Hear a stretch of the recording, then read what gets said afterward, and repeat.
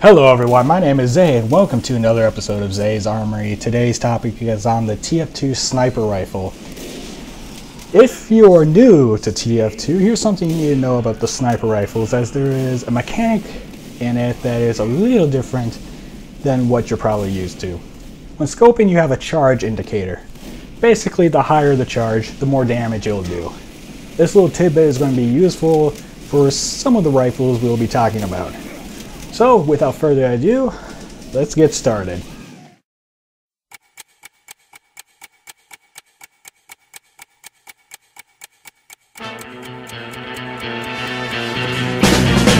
Let's talk a little bit about the base sniper rifle, the one that you use for the very first time. This will set the standard for the other sniper rifles that we'll be discussing.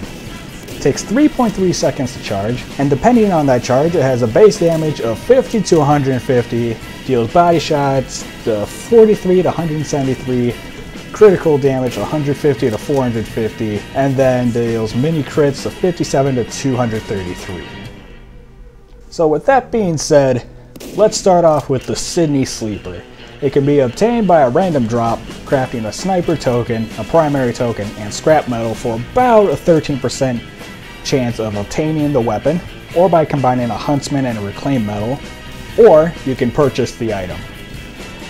The base damage is pretty much the same as the base sniper rifle. Has a little bit of a twist to it though, as a 25% faster charge rate, taking 2.8 seconds to charge instead. And after 1 second of charge, shooting someone will apply the Girardi effect on the opponent for 8 seconds. The downside is that it will not deal random crits, and you cannot deal critical headshots. You'll still be able to deal more damage to the head, it just won't be a critical headshot. The next rifle on the list is the Bazaar Bargain. It is obtained by a random drop, crafting a sniper token, primary token, and scrap metal, or by combining a Sydney Sleeper, an Eyelander, and a reclaimed metal, or of course you can purchase it. It has the same damage as the base sniper rifle, but it's got a little bit of something to it. The charge rate of the rifle is slower than the base rifle by 20%, taking 4.36 seconds to charge. But each headshot you make will give you a 7.5% faster charge rate.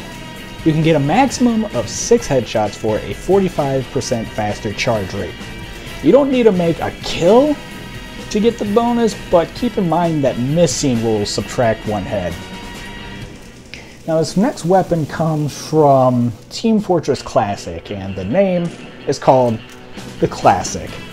It can be obtained by a random drop, combining a sniper token, primary token, and scrap metal, or by combining a Huntsman, a Bazaar Bargain, and a reclaimed metal, or of course you can purchase it.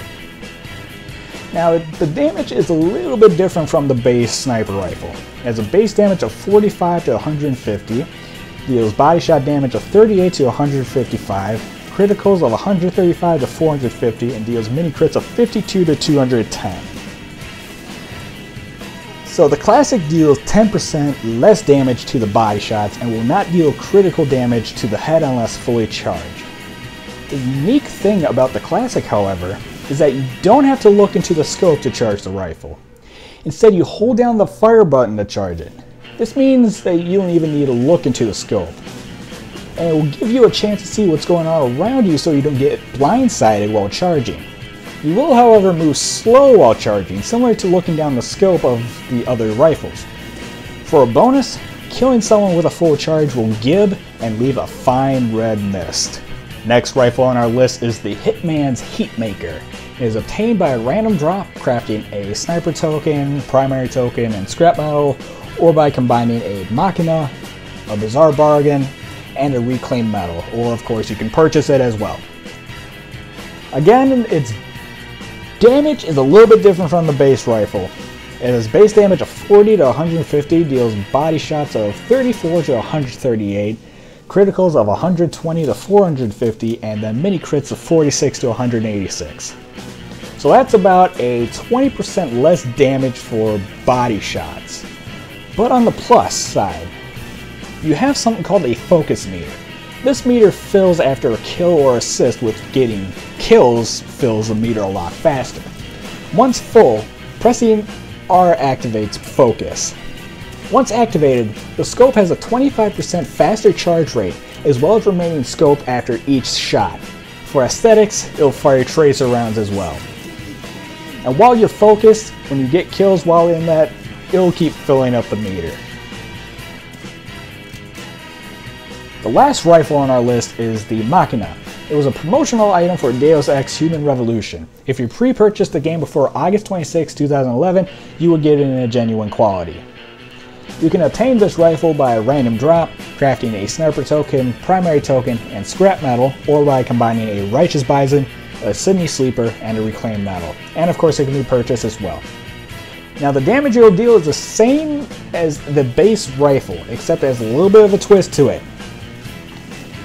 It will deal 15% extra damage when fully charged. So a fully charged base damage would deal 173, body shots will deal 147 to 199, criticals will deal 518, and then mini crits will deal 199 to 269. It will also give you the ability to penetrate through enemies, and there is no limit of how many enemies you can penetrate through. When you do that, a unique kill icon will show, as well as a sound effect to let everyone know on the map know of what happened.